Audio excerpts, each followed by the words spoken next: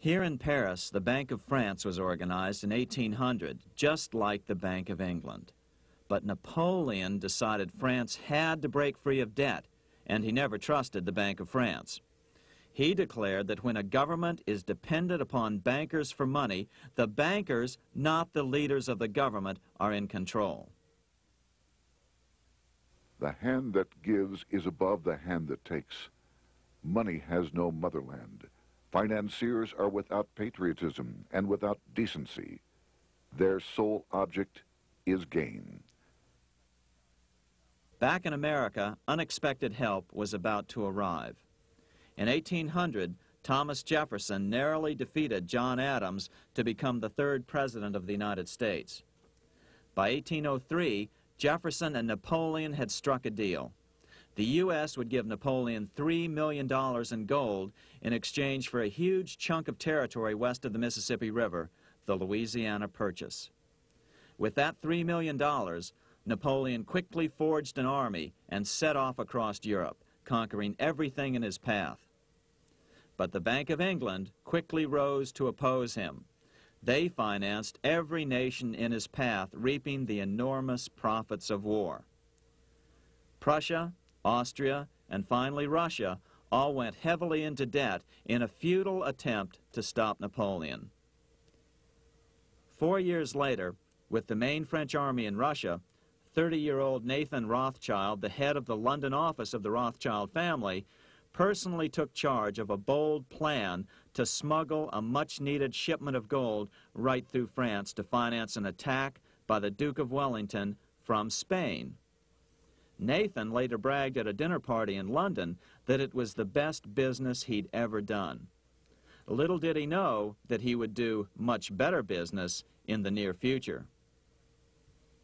Wellington's attacks from the south and other defeats eventually forced Napoleon to abdicate, and Louis XVIII was crowned king.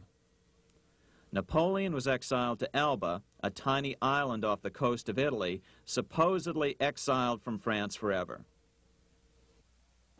While Napoleon was in exile on Elba, temporarily defeated by England with the financial help of the Rothschilds, America was trying to break free of its central bank as well.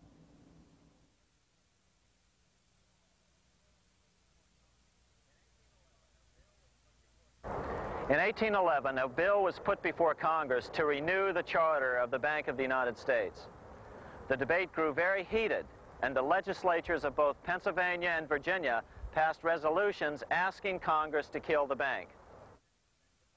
The press corps of the day attacked the bank openly, calling it a great swindle, a vulture, a viper, and a cobra. Oh, to have an independent press once again in America.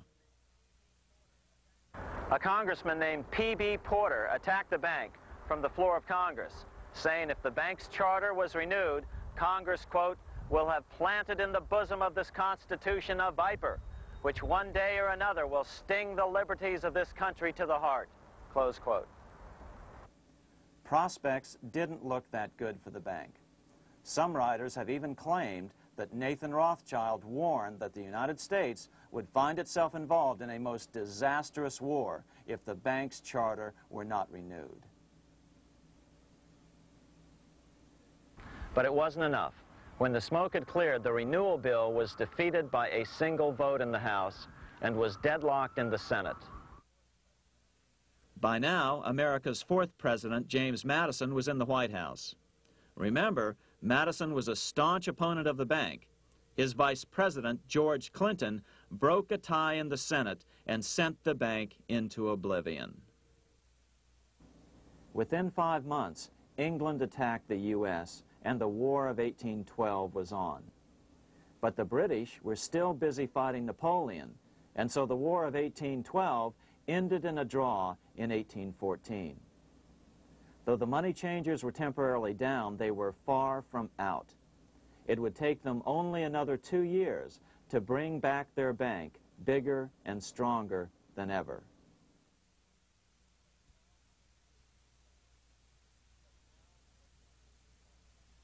But now, let's return to Napoleon, because nothing else in history more aptly demonstrates the ingenuity of the Rothschild family than their control of the British stock market after Waterloo.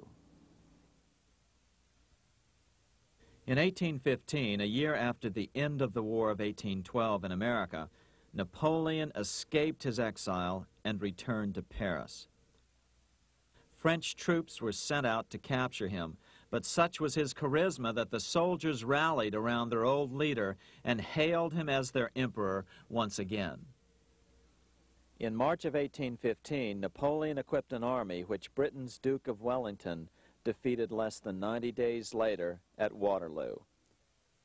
Some writers claim Napoleon borrowed £5 million from the Bank of England to rearm, but it appears these funds actually came from the Ouvard banking house in Paris.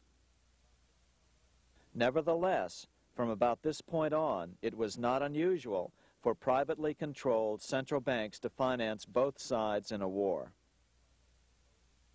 Why would a central bank finance opposing sides in a war? Because war is the biggest debt generator of them all. A nation will borrow any amount for victory. The ultimate loser is loaned just enough to hold out the vain hope of victory, and the ultimate winner is given enough to win. Besides, such loans are usually conditioned upon the guarantee that the victor will honor the debts of the vanquished.